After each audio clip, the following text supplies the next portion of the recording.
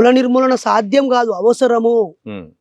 అప్పుడే దేశ స్వాతంత్ర పోరాటంలోనే జాతీయ కాంగ్రెస్తో పాటు సాంఘిక సమానత్వం కోసం ఒక సంఘం ఏర్పడింది. ఇదే కాంగ్రెస్కి అనుబంధంగా సోషల్ రీఫార్మింగ్ మూవ్మెంట్ ఏర్పడింది. కాబట్టి ఆ రాజకీయ విప్లవంతో పాటు సాంఘిక విప్లవం కూడా రావాలన్నారు. ఈ సాంఘిక విప్లవాన్ని పక్కకు పడేశారు, రాజకీయ విప్లవాన్ని తీసుకొచ్చారు. ఈ సాంఘిక విప్లవం స్వాతంత్రానికి ముందే ఆగిపోయింది. బ్రిటిష్ వాడు కొంత సంస్కరణ చేయడానికి ట్రై చేసిండు.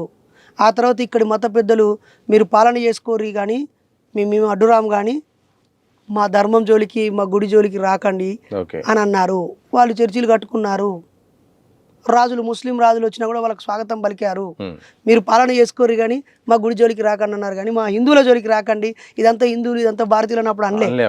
ఏ రాజ్యానికి ఆ రాజ్యమే మతము, ఏ రాజ్యానికి ఆ రాజ్యమే ఒక న్యాయ వ్యవస్థ, ఏ రాజుకు ఆ రాజే ఒక మంత్రి వ్యవస్థ ఉన్నది. అప్పుడు కాన్స్టిట్యూషన్ లేదు, అప్పుడు రాజ్యాంగం లేదు.